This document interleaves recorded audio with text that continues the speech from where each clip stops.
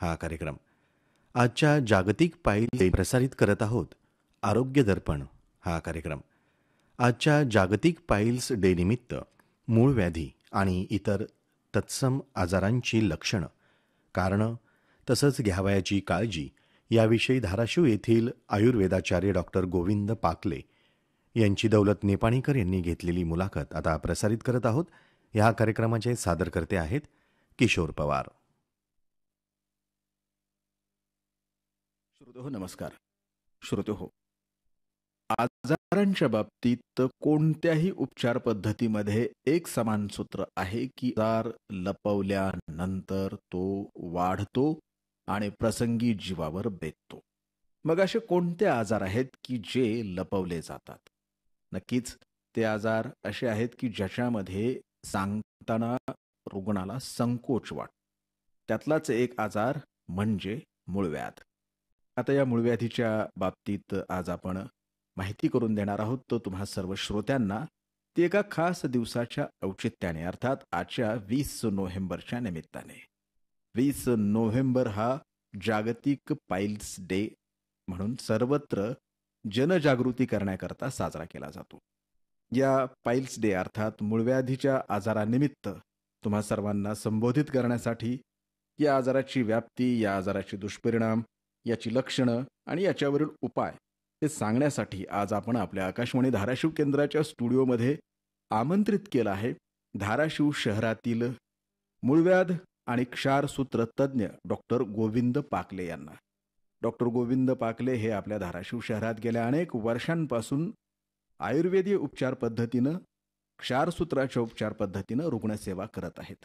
Doctor Govind पाकले, आपल्या आकाशवाणी धाराशिव केंद्राच्या स्टुडिओमध्ये स्वागत आणि नमस्कार. नमस्कार. डॉक्टर गोविंद पाकले सर, मी आता प्रस्तावना करताना श्रोत्यांना आजच्या दिवसाची तारीख सांगितली की 20 नोव्हेंबर हा जागतिक पाईल्स डे आहे. तर या दिनाचं महत्त्व किंवा हा दिवस केव्हापासून साजरा केला जातो याची पार्श्वभूमी काय सांगता येईल आपल्याला? 20 नोव्हेंबर म्हणजे जगामध्ये सगळीकडे जागतिक मूळव्याध दिन किंवा वर्ल्ड पाईल्स डे म्हणून साजरा केला जातो. बेसिकली अशा प्रकारच्या आजाराचे, वेगवेगळ्या प्रकारच्या आजाराचे दिवस साजरा करणं हे काही त्या आजारासाठी प्रमोशन करणं नाही आहे, पण त्याच्यासाठी त्या आजाराचं अवेअरनेस निर्माण व्हावं जनतेमध्ये, त्या आजाराबद्दलची भीती जावी मनातून आणि त्या आजाराबद्दलचं महत्त्व किंवा त्याच्यापासून आपल्याला काय उपाय करता येतील, त्याच्यापासून मुक्तीसाठी काय करता येईल याच्यासाठी आपण जनजागृती करण्यासाठी आपण हे अशा प्रकारचे वेगवेगळे दिवस साजरे करत असतो.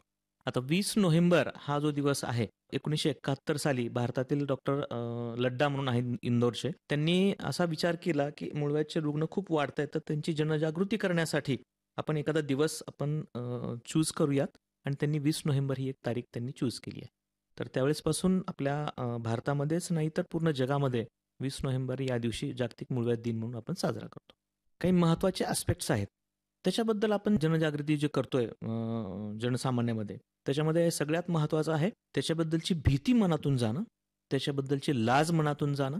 मग तो पुरुष असेल, स्त्री असेल किंवा लहान मुलं असतील. बेसिकली मूळव्याध असेल किंवा त्याच्या संबंधित इतर आजार असतील गुदद्वाराचे, त्या आजाराच्या बाबतीत अशा प्रकारचा समज आहे लोकांमध्ये की हा आजार आपण कुठं दाखवायचा नाही, कुठंतरी मेडिकलमधून औषध घ्यायचे, कुठंतरी वैद्याकडून काहीतरी धागे बांधायचे, दोरे बांधायचे, काहीतरी करायचं, पण डॉक्टरकडे जायचं नाही. तर अशा प्रकारची जी भावना आहे लोकांमधली, जी भीती आहे, जो संकोच आहे, जी लाज आहे, त्याच्यापासून आपल्याला दूर जाण्यासाठी, त्यांना त्यांची जनजागृती करण्यासाठी आणि त्यांना दवाखान्यापर्यंत आणण्यासाठी, त्यांचं निदान करण्यासाठी आणि त्यांचे उपाय करण्यासाठी आपण हा 20 नोव्हेंबरचा दिवस साजरा करतो. त्याचबरोबर या दिवशी आपण त्या आजारासंबंधित, मूळव्याध असतील किंवा तत्संबंधित गुदद्वाराचे आजार असतील, त्याच्याबद्दलचं प्रिव्हेन्शन कसं करायचं आहे, ते आजार होऊ नये म्हणून काय काळजी घ्यायला पाहिजे, याच्याबद्दलची पण आपण त्या ठिकाणी अवेअरनेस करणं किंवा जनजागृती करणं आवश्यक आहे. त्याचबरोबर 20 नोव्हेंबरला जगामध्ये असतील किंवा भारतामध्ये असतील, बऱ्याच वेळेस वेगवेगळे कॅम्प घेऊन रुग्णांना त्या ठिकाणी चेक करून, त्यांना औषध देऊन, त्यांना समजून सांगून आपण त्या ठिकाणी रुग्णांची सेवा करतो. त्याचबरोबर अशा बऱ्याच रुग्णांमध्ये आम्ही असं बघितलेलं आहे आत्तापर्यंतच्या माझ्याजवळ 20 वर्षाच्या प्रॅक्टिसमध्ये, की बरेच रुग्ण खूप दिवस न दाखवल्यामुळं, एक 10 वर्ष 15 वर्ष त्यांना त्रास असतो, पण ते दाखवत नाही, लाजून असतील, घाबरून असतील, भीतीनं असतील. अशा प्रकारच्या रुग्णांमध्ये बऱ्याच फिशर असतील तर त्याची लक्षणं वेगळी आहेत, क्रोनिक फिशर असतील तर लक्षणं वेगळी आहेत. तिसरा मेन प्रकार आहे बगंदर किंवा फिशुला. त्याच्यामध्ये पण त्याचे अनेक प्रकार होतात. त्यातल्या कुठल्या प्रकारची ट्रीटमेंट कशी करायची ते पेशंट बघून आपण सांगू शकतो. तर अशा प्रकारचे जोपर्यंत तुम्ही पेशंटला चेक करत नाहीत, त्याचं प्रॉपर डायग्नोसिस करत नाहीत, तोपर्यंत आपण त्याला प्रॉपर ट्रीटमेंट देऊ शकत नाही. त्याच्यामुळे प्रत्येक पेशंटनी न लाजता न घाबरता ती जागा तपासून घेणे, डॉक्टरांशी चर्चा करणे, त्यांच्याकडून डायग्नोस करून घेऊन त्याची ट्रीटमेंट करणं आवश्यक आहे. आता आपण याच्या लक्षणाकडे जर पाहिलं तर एवढ्या सगळ्या आजारांची खूप सारी लक्षणं असतील, परंतु त्यातही ठळक जी स्पष्टपणे जाणवतात किंवा जी प्रामुख्याने प्रथमदर्शनी दिसतात अशी काही मोजकी लक्षणं सांगता येतील की जेव्हा ही लक्षणं जाणवल्यानंतर रुग्णाने पटकन दवाखाना जवळ करणं आवश्यक आहे? खूप महत्त्वाचं आहे हे. त्याच्यामध्ये एक 4 ते 5 महत्त्वाची लक्षणं आहेत, जी की सगळ्या आजारात आढळतात. गुदभागात होणाऱ्या सगळ्या आजारामध्ये एक 4 ते 5च लक्षणं आहेत. पहिलं लक्षण आहे आग पडणं, ठणक होणं किंवा त्या ठिकाणी बर्निंग सेन्शन होतं. दुसरं आहे ठणक होणं किंवा दुखणं, वेदना असणं. तिसरं आहे सूज येणं, गाठ येणं किंवा त्या ठिकाणी कुडी असणं, आपण जे बोलीभाषेत म्हणतो. आणि चौथं आहे रक्त पडणं. रक्त मग ते कसं लाल लाल रक्त आहे, काळा आहे, सन्नाचं लागून येत आहे का त्याच्यामध्ये धार पडते. आणि सगळ्यात पुढचं 5वं लक्षण आहे खाज असणं. रक्त पडणं, आग पडणं, ठणकणं, खाज असणं आणि सूज असणं. अशा प्रकारचे 5 मेन लक्षणं त्या गुदभागी होऊ शकतात. पण हे मेन लक्षणं झाले म्हणजे प्रत्येकच आजारामध्ये हे लक्षणं असतील असं नाही. जवळजवळ सगळ्या आजारामध्ये ठणक असते, सगळ्या आजारामध्ये रक्त पण पडतंय. मग आपण जोपर्यंत त्याला पेशंटला चेक करत नाही तोपर्यंत आपण आजाराचं डायग्नोसिस करू शकत नाही. फक्त नुसत्या लक्षणांवरून जर तुम्ही ट्रीटमेंट देत असाल तर ते चुकीचं आहे. त्याला चेक करणं आवश्यक आहे. डॉक्टर गोविंद पाकले सर, आजार काही मनानं उद्भवत नाहीत, हे त्रिकालबाधित सत्य आहे. हो, बरोबर आहे. आजार उद्भवण्यासाठी आपला आहार विहार हे महत्वाचं आहे, हेच कारणीभूत आहे. प्लस अनुवंशिकता हा सुद्धा एक प्रकार असतो. पण ज्या आजाराबद्दल आपण बोलत आहोत जे की गुदद्वाराशी संबंधित आहेत, त्याच्यामध्ये कारणं जर पाहिली आपण, तुम्हाला इतक्या वर्षाच्या प्रॅक्टिसमध्ये कोणती कारणं ठळक दिसतात आपल्या या परिसरामध्ये की जिथं लोकांचं चुकतं? आता माझ्या एवढ्या वर्षाच्या अनुभवावरून मी असं सांगू इच्छितो की सगळ्यात पहिलं कारण आहे दुर्लक्ष. मला काही होत नाही किंवा काय झालंय, एवढंच झालंय, मग मला लाज वाटते, मला भीती वाटते. असं जर होत असेल तर तो आजार जो छोटा आहे तो वाढून बसेल. दुसरं महत्त्वाचं कारण आहे तुमचा आहार. तुम्ही कसा आहार घेताय, किती घेताय, कुठं घेताय, कुठल्या परिस्थितीत घेताय आणि कुठल्या प्रकारचं घेताय हे पण महत्त्वाचं आहे. आता जे नॉनव्हेज खाणारे लोक आहेत त्यांच्यामध्ये जर त्यांचं आहाराचं प्रमाण, नॉनव्हेजचं प्रमाण जर खूप असेल तर त्याचा परिणाम 100% तुम्हाला होणार आहे. व्हेज खाणाऱ्यांमध्ये सुद्धा जे उपवास करणारे आहेत, जे साबुदाणा खाणारे आहेत किंवा जे बटाटे खाणारे आहेत, जे हिरवी मिरची खाणारे आहेत, जे काळं तिखट खाणारे आहेत, अशामध्ये पण गुदभागाचे आजार होण्याची शक्यता खूप जास्त असते. दुसरं आहे विहार.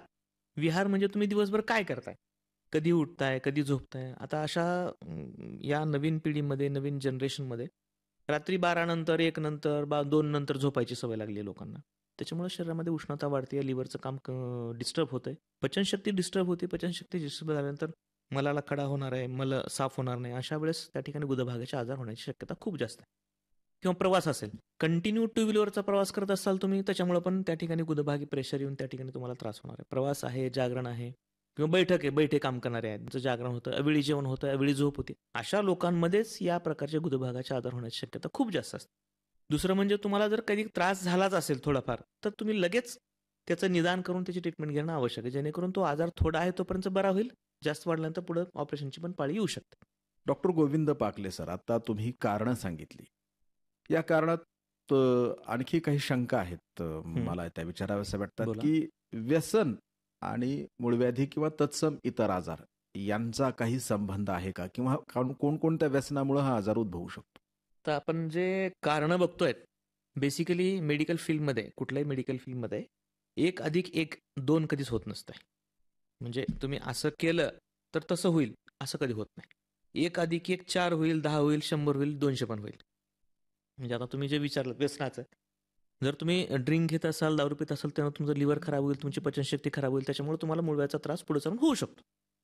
तर अशा प्रकारचे वेगवेगळे आजार आणि त्याची वेगवेगळी कारणं हे आपण डिफरन्शिएट करू शकतो. तंबाखू असेल, बिडी, सिगरेट, दारू, तंबाखू करत असेल तर त्यानं त्याचा आजार मात्र त्याची इंटेन्सिटी वाढू शकते, त्याच्या आजाराचे त्याला त्रास होऊ शकतो. त्याच्यामुळे अशा प्रकारची व्यसनं जर कुणी करत असतील तर त्याच्यापासून त्यांना दूर राहायला पाहिजे, एवढंच नक्की. डॉक्टर साहेब, आता आपण लक्षणं पाहिली, कारणं पाहिली, यावरच्या उपायाकडे वळूया. आयुर्वेद शास्त्रामध्ये गुदद्वार आणि त्यासंबंधी आजाराकरता कोणते उपचार आहेत की जे खूप प्रभावीपणे लागू होतात? उपाय खूप आहेत. त्याच्यामध्ये आपण बेसिकमधून जर सुरू करायचं म्हणलं, तर सगळ्यात पहिलं आहे पथ्यापथ्य. तुम्ही ज्या गोष्टीनं तुम्हाला त्रास होतो त्या गोष्टी तुम्हाला बंद कराव्या लागतील. दुसरं महत्त्वाचं आहे मेडिसिन्स, जे काही आपण औषधी देतो. त्याच्यामध्ये आयुर्वेदिक काही मेडिसिन्स आहेत. त्याचा पण पहिल्या स्टेजमध्ये खूप चांगल्या प्रकारे या ठिकाणी गुदभागाच्या सगळ्या आजारांमध्ये उपयोग होतो. त्याच्यानंतर काही मॉडर्न ट्रीटमेंट आहेत. त्या मॉडर्न ट्रीटमेंट पण मी तुम्हाला सांगू शकतो. त्याच्यामध्ये पहिलं आहे, समजा तुमच्याकडे जर पाईल्सचा पेशंट आला असेल, तर त्याच्यामध्ये इंजेक्शन आहेत. ते पहिल्या दुसऱ्या स्टेजमध्ये उपयोगात. त्यानंतर लेझरचे पण ट्रीटमेंट आहे. त्यानंतर कॉटरीची ट्रीटमेंट आहे, व्हेसल सिलरची ट्रीटमेंट आहे आणि सगळ्यात महत्त्वाचं, आता मी आयुर्वेदिक सर्जन आहे, तर आमच्या दृष्टीनं क्षारसूत्र ही जी ट्रीटमेंट आहे, ही मागच्या 5,000 वर्षापासून आमचे जे आचार्य आहेत सुश्रुत, त्यांच्यापासून ही चालू आहे ट्रीटमेंट आणि ही ट्रीटमेंट अतिशय प्रभावीपणे, अतिशय चांगल्या प्रकारे प्रत्येक पेशंटमध्ये आपण वापरू शकतो. डॉक्टर गोविंद पाकले सर, इंग्रजीमध्ये एक म्हण आहे, prevention is better than cure. आजार झाल्यानंतर काळजी करत बसण्यापेक्षा आजार होऊ नये म्हणून काळजी घेतली तर खूपच फायदा होतो. याच अनुषंगाने विचारतो की मूळव्याध असेल, भगंदर असेल, फिशर असेल, फिशुला असेल किंवा इतर कोणतेही गुदद्वाराशी संबंधित आजार असतील, तर आजार होऊ नये असं वाटत असेल तर व्यक्तीनं त्याची दिनचर्या, त्याचा आहार, त्याचा विहार कसा ठेवावा? अतिशय चांगला प्रश्न आहे. आत्ताच तुम्ही म्हणल्याप्रमाणे प्रिव्हेन्शनसाठी आपल्याला काय काय करायला पाहिजे आणि कशा कशा प्रकारची आपण ट्रीटमेंट घ्यायला पाहिजे हे थोडक्यात तुम्हाला सांगतोय. सगळ्यात महत्त्वाचं आहे उपवास बंद करणं. त्याच्यामध्ये साबुदाणा, भगर, रताळे, बटाटे आपण जे काही घेतोय ते शक्यतो न घेतलेले चांगले. उप म्हणजे वास, उप म्हणजे जवळ आणि वास म्हणजे बसणं. म्हणजे देवाच्या जवळ बसून त्याचं नामस्मरण करणं म्हणजे उपवास. त्याचा आणि खाण्यापिण्याचा विशेष काही संबंध नसतो बेसिकली. त्याच्यामुळे त्या दिवशी तुम्ही एक वेळेस जेवण करा, एक वेळेस फळं खावा, तो चांगल्या प्रकारचा उपवास होऊ शकतो. तुम्ही नॉनव्हेज टाळलं पाहिजे. त्याच्यामध्ये चिकन, मच्छी, अंडे हे उष्ण पदार्थ आहेत, पचायला पण जड आहेत, ते टाळले पाहिजेत. जर तुम्हाला नॉनव्हेजची खूप सवय असेल तर तुम्ही बकऱ्याचं मांस किंवा त्याचा रस घेऊ शकता आठवड्यातून एखाद्या वेळेस. त्याच्यानंतर हरभऱ्याची भाजी, हरभऱ्याची डाळ, बेसनाचे पदार्थ आणि पुरणाची पोळी, ही जे हरभरा जो आहे त्याच्यापासून बनणारे सगळेचे सगळे पदार्थ तुम्ही बंद केले तर अतिशय चांगल्या प्रकारचं या ठिकाणी तुम्हाला त्याचा फरक जाणवेल. दुसरं आहे, शिळं पदार्थ खायचे नाहीत कुठल्याही प्रकारचे. रात्रीचं राहिलेलं शिल्लक आपण बऱ्याच वेळेस सकाळी गरम करून खातो, ते खाऊ नका. महत्त्वाचं आहे, रात्री जागरण करायचं नाही हं. 11 नंतर. कारण 11 पर्यंत तुमच्या ब्रेनचं काम चालू असतं, त्याच्यामुळे लिव्हरचं काम सुरू होत नाही. 11 नंतर तुम्ही जागरण जर केलं तर लिव्हरचं काम चालूच होणार नाही, त्याच्यामुळे अन्नाचं पचन होणार नाही. त्याच्यानंतर तुम्हाला मलकडक होऊन त्या ठिकाणी मूळव्याधीचा त्रास होऊ शकतो. आणि अशाच ह्या जागरणाच्या ह्याच्यामध्ये आजकाल काय होतंय की मोबाईल वापरण्याचं प्रमाण खूप वाढलेलं आहे. लहान मुलांमध्ये असतील किंवा तरुणांमध्ये, ज्येष्ठ नागरिक सुद्धा. आणि त्याच्यामध्ये पण मोबाईलचा स्क्रीन टाईम एवढा वाढला आहे की त्यांना कळत नाही किती वाजलेत आणि आपण कितीला झोपायला पाहिजे. त्यांच्या शरीराची जी झोपायची टाईम आहे तो निघून जातो तरी ते जागरण करत राहतात. आता याच्यामध्ये दुसरा पॉईंट आहे दुधाचे पदार्थ. आता बऱ्याच वेळेस काय होतंय, लोकांना माहिती आहे की ताक खूप चांगलं असतं, ताक खूप चांगलं असतं, मग ते ताक पितात. पण ते ताक तयार करण्याची पद्धतच लोकांना माहीत नाही. किंवा दही खूप थंड असते मग दही पण पितात. बेसिकली दही खूप गरम आहे, दही बिलकुल चालत नाही या आजारामध्ये. आणि ताक पण करायचं असेल तुम्हाला तर आठवड्यातून एकदा, ज्या दिवशी तुमच्या घरी दह्याचं विरजण लावलेलं दह्याचं लोणी होतं तयार, त्या दिवशी जे ताक शिल्लक राहते ते तुम्ही मीठ, साखर आणि पाणी टाकून पिऊ शकता. त्याची कढी करू शकता किंवा त्याचा मठ्ठा करू शकता. नंतर सायकल चालवणं असेल कंटिन्यू, त्याच्यामुळे पण त्या ठिकाणी तुम्हाला प्रॉब्लेम येऊ शकतो. मोटरसायकल चालवणं असेल, धावणं असेल, वजन उचलणं असेल, सगळ्यात महत्त्वाचं आहे. आता आजकाल तरुणांमध्ये जिम लावण्याचं प्रमाण खूप वाढलं आहे. पण तिथं गेल्यानंतर त्यांचं वजन उचलण्याचं प्रमाण वाढलं आहे. वेट लिफ्टिंग जे करतात त्याच्यामुळे पण बऱ्याच वेळेस ॲनोरेक्टलचे किंवा गुदभागाचे आजार होण्याची शक्यता वाढलेली असते. किंवा एका जागेवर बसून राहतात. आता MPSCची तयारी करणारे विद्यार्थी असतील किंवा स्टडी करणारे नीटचे विद्यार्थी असतील, ते 4-4, 5-5 तास एका जागेवर बसून राहतात. त्याच्यामुळे पण त्या ठिकाणी गुदभागाचे प्रॉब्लेम येऊ शकतात. किंवा अजून एक महत्त्वाचा मुद्दा आहे, समजा ऑफिसमध्ये तुम्ही बसलात आणि तुम्हाला मलवेग आलाय किंवा मूत्रवेग आलाय किंवा लघवीला जायचं तुम्हाला किंवा दुसरं काय असेल, तुम्ही जाऊ शकत नाहीत. तुम्ही त्या वेगाचं धारण करतात. अशा प्रकारचं धारण करण्याची जर प्रवृत्ती तुमच्या शरीरामध्ये असेल तर अशा वेळेस त्या ठिकाणी त्या अपान वायूचा प्रकोप होऊन, म्हणजे आपण जे आयुर्वेदानुसार म्हणतो, तर त्या ठिकाणी मूळव्याध होण्याची शक्यता अशा वेळेस खूप झालेली आहे. किंवा कोरडं अन्न खूप खात असेल आपण, त्याला जर लिक्विडिटी नसेल, चांगलं व्यवस्थित चावून खाल्लं नाही, त्या ठिकाणी अजीर्ण होऊन त्या ठिकाणी असा प्रकार होऊ शकतो. किंवा टीव्ही बघत आपण जेवण करतोय, टीव्हीवर काहीतरी वेगळाच प्रोग्राम चालू आहे, काहीतरी रडकं कार्यक्रम चालू आहे, काहीतरी टेन्शनचा काहीतरी, अशा वेळेस जर जेवण करत असाल तर तशाच प्रकारचे सिक्रेशन्स आपल्या शरीरामध्ये तयार होतात. चिंता असेल, भय असेल किंवा दुःख असेल किंवा काळजी असेल, अशा वेळेस जर आपण जेवण केलं असेल, अवेळी जेवण केलं असेल, त्याचं पचन व्यवस्थित होणार नाही. त्याच्यामुळे पण त्या ठिकाणी आपल्याला त्रास होऊ शकतो. त्यानंतर बऱ्याच वृद्ध लोकांमध्ये मलभागाची व्यवस्थित काळजी न घेतल्यामुळं असेल किंवा त्यांच्या आतड्यांच्या हालचाली प्रॉपर होत नसतील, तर अशा वेळेस त्यांना मल साफ होण्यासाठी चूर्ण घेणं किंवा त्या ठिकाणी टॅबलेट घेणं अशी सवय लागलेली असते किंवा एखादं लिक्विड घेऊन त्याशिवाय त्यांना मल साफच होत नाही. अशा प्रकारचं पण वारंवार जर तुम्ही तशा प्रकारचे औषध घेत असाल, त्याच्यामुळे पण त्या ठिकाणी त्यांना प्रॉब्लेम येऊ शकतो. त्यानंतर मलविसर्जनला तुम्ही सकाळी त्या ठिकाणी तुम्ही जर खूप जोरात कुंथून किंवा जोर करून जर मलविसर्जन करत असाल, तर अशा वेळेस पण त्या ठिकाणी मूळव्याधीचा त्रास पेशंटला होऊ शकतो. आता नवीन मुलांमध्ये कोल्ड्रिंक्स पिण्याचं किंवा त्या ठिकाणी मद्य पिण्याचं खूप प्रमाणात सध्या प्रचलन आहे. तर तसं प्रकारचे पण जर तुम्ही प्रचलन करत असाल, ते पण तुम्हाला टाळणं आवश्यक आहे. आता बऱ्याच वेळेस काय होत आहे की डिहायड्रेशन झालंय म्हणून बऱ्याच लोकांना काय समज आहे की खूप पाणी प्यायला पाहिजे. खूप डॉक्टर पण सांगतात की पाणी पिणं आवश्यक आहे. पाणी तर पिणं आवश्यकच आहे, पण किती प्यायचं आहे याची पण काही लिमिट आहे. तर अति पाणी पिल्यानंतर पण त्या ठिकाणी प्रॉब्लेम तुम्हाला येऊ शकतो. आदर्श प्रमाण किती पाण्याचं? आपल्याला रोजचं 3 ते 4 लिटर पाणी सफिशियंट आहे. हिवाळा असेल तर थोडं कमी लागेल, उन्हाळ्यामध्ये घामातून पाणी जातं, त्यामुळे ते थोडंसं 4 लिटर 4.5 लिटर पाणी पिऊ शकतो. बेसिकली आपल्याला गरज असते 3 लिटर पाण्याची आणि तुम्ही 10 लिटर पाणी पिलात, सगळ्या प्रकारच्या शरीरातल्या सगळ्या प्रकारच्या अवयवावर त्याचा दुष्परिणाम होणार आहे. त्यामुळे ते पण करणं तुम्ही टाळलं पाहिजे. दुसरं आहे विरुद्धान्न. ही एक कन्सेप्ट आहे आयुर्वेदामध्ये. विरुद्धान्न म्हणजे दुधामध्ये एखादं फळ मिक्स करून आपण तर मिल्क शेक घेतो हो. बऱ्याच वेळेस, सॅलड घेतो, तशा प्रकारचं किंवा दूध आणि केळीचं शिकरण खातो बऱ्याच वेळेस, तर ते खायला नाही पाहिजे. किंवा दुधाबरोबर मासे नाही खायला पाहिजे, दुधामध्ये मीठ टाकून नाही खायला पाहिजे. तर हे विरुद्धान्न पण आपण टाळणं आवश्यक आहे. बऱ्याच गोष्टी आहेत त्याच्यामध्ये, काही भाज्या आहेत त्याच्यामध्ये, ज्वारीची भाकरी आहे, गव्हाची पोळी आहे, मेथी, पालक, आंबट चुका, कांद्याची पात, पडवळ, भेंडी, फ्लावर, कोबी, या सगळ्या चांगल्या चांगल्या भाज्या तुम्ही रोजच्या रेग्युलर आहारामध्ये घेऊ शकता. रोज सकाळी उठून 6 वाजता उठलात, मलविसर्जनाला थोडं सकाळी संध्याकाळी थोडं फिरायला जा. जेवढी भूक असेल तेवढाच आहार घ्या. जेवढं तुम्हाला सहन होतं तेवढंच व्यायाम करा. जेवढं तुम्हाला बसता येईल कंटिन्यू एका जागेवर 15-20 मिनिटं बसलात. जर तुम्ही क्लासमध्ये असाल तर 45 मिनिटाचा ब्रेक असतो.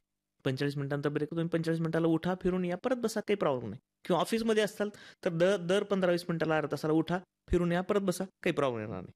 आणि सगळ्यात महत्त्वाचं म्हणजे संडास साफ होणं किंवा मल साफ होणं. याच्यासाठी तुम्हाला रोज रात्री 1 कप दूध आणि त्याच्यामध्ये थोडासा 1 चमचा तूप टाकून जर तुम्ही पिलात, तर अतिशय चांगल्या प्रकारे सकाळी मोशन साफ होऊन जाईल. तुम्हाला कसलाही त्रास होणार नाही. खूप खूप धन्यवाद डॉक्टर गोविंद पाकले सर. आजच्या 20 नोव्हेंबर जागतिक पाईल्स डे दिनानिमित्त आपण आकाशवाणी धाराशिव केंद्राच्या स्टुडिओमध्ये येऊन आरोग्यविषयक कार्यक्रमात मूळव्याधी आणि तत्सम इतर सर्व आजारासंदर्भातील लक्षणं, कारणं, उपाय आणि हे आजार होऊ नये म्हणून कसं राहायला हवं, काय खायला हवं, याबद्दल विस्तृत अशी माहिती दिलीत. नक्कीच या माहितीचा उपयोग आपले श्रोते त्यांचं निरामय आयुष्य जगण्यासाठी करून घेतील. आपण आलात, माहिती दिलीत, त्याबद्दल सर्व श्रोत्यांच्या वतीनं, आकाशवाणीच्या वतीनं आम्ही आपले आभारी आहोत. धन्यवाद. धन्यवाद. नमस्कार. आजच्या जागतिक पाईल्स डे निमित्त मूळव्याधी आणि इतर तत्सम आजारांची लक्षणं, कारणं तसंच घ्यावयाची काळजी याविषयी धाराशिव येथील आयुर्वेदाचार्य डॉक्टर गोविंद पाकले यांची दौलत निपाणीकर यांनी घेतलेली मुलाखत आत्ताच आपण ऐकलीत. या कार्यक्रमाचे सादरकर्ते होते किशोर पवार. श्रोते हो, आरोग्य दर्पण हा कार्यक्रम आम्ही समाप्त करत आहोत.